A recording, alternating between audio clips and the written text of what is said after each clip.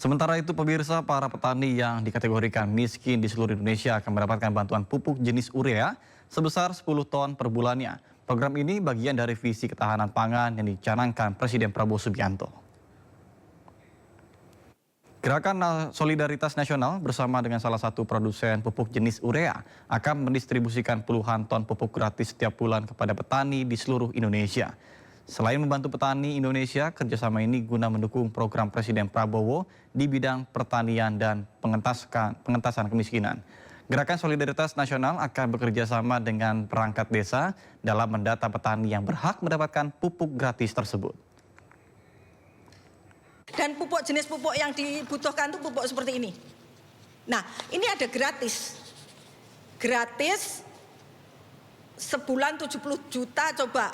Ini kalau nggak ada batasnya kan kami GSN bisa membantu setiap desa setiap bulan 70 juta.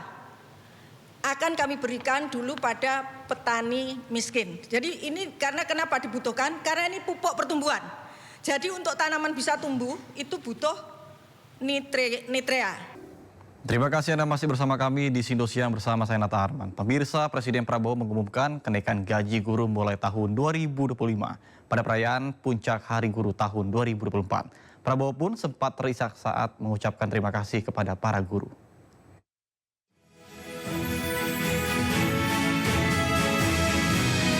Presiden Prabowo menangis di Puncak Hari Guru Nasional 2024 saat berpidato di hadapan para guru di Velodrome, Jakarta, Kamis. Prabowo tiba-tiba berhenti berbicara dan menangis lalu mengambil tisu. Para guru yang hadir seketika bergemuruh saat Prabowo terisak. Kami sadar apa yang kita berikan pengumuman hari ini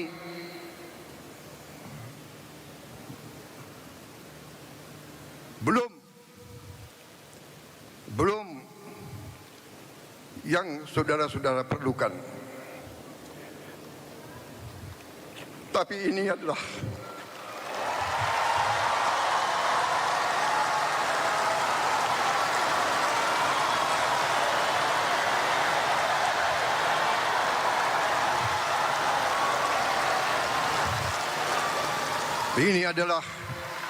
upaya kami dan ini akan kami upayakan terus.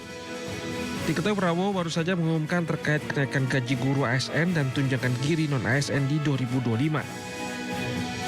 Prabowo menyatakan telah meningkatkan anggaran kesejahteraan guru hingga 16,7 triliun rupiah di tahun 2025 hingga total anggaran guru mencapai 81,6 triliun rupiah. Dari Jakarta, Abdul Aziz Yudi Permana, iNews melaporkan. Informasi lainnya pemirsa, Ketua Dewan Ekonomi Nasional Luhut Binsar Panjaitan menegaskan kemungkinan adanya penundaan kenaikan tarif pajak pertambahan nilai PPN menjadi 12% pada tahun depan.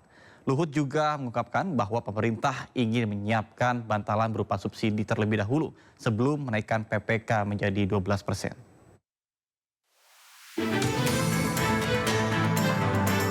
Ketua Dewan Ekonomi Nasional Luhut Binsar Panjaitan menegaskan kemungkinan adanya penundaan kenaikan tarif pajak pertambahan nilai atau PPN menjadi 12% pada tahun depan.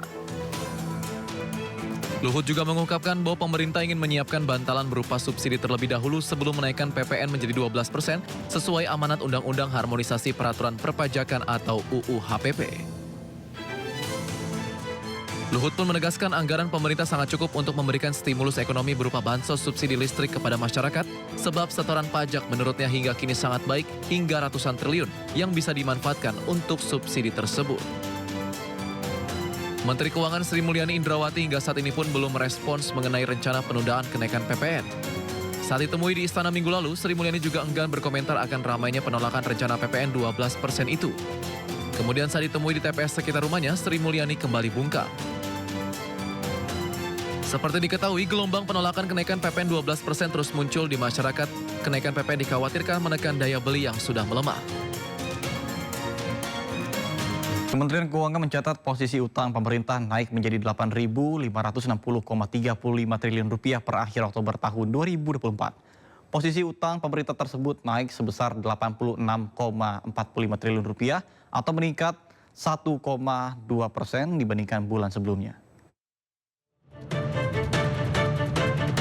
Berdasarkan laporan APBN kita, Kementerian Keuangan edisi November 2024, secara nominal posisi utang pemerintah tercatat naik menjadi Rp8.560,35 triliun per akhir Oktober 2024.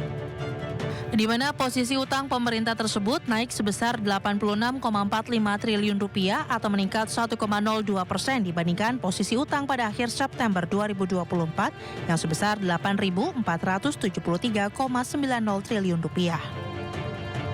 Sementara itu rasio utang pemerintah terhadap produk domestik bruto sebesar 38,66%. Angka ini juga meningkat dari rasio utang terhadap PDB bulan sebelumnya yang sebesar 38,55%. Kementerian Keuangan menyatakan rasio utang yang tercatat per akhir Oktober 2024 ini masih di bawah batas aman 60% PDB. Dalam catatan secara rinci, utang pemerintah tersebut terdapat kontribusi 11,79% dari utang pinjaman pemerintah, di mana hingga akhir Oktober 2024 yang sebesar Rp1.009,66 triliun. Pinjaman ini dirincikan dalam dua kategori, yakni pinjaman dalam negeri sebanyak Rp42,25 triliun dan pinjaman luar negeri sebesar Rp967,41 triliun.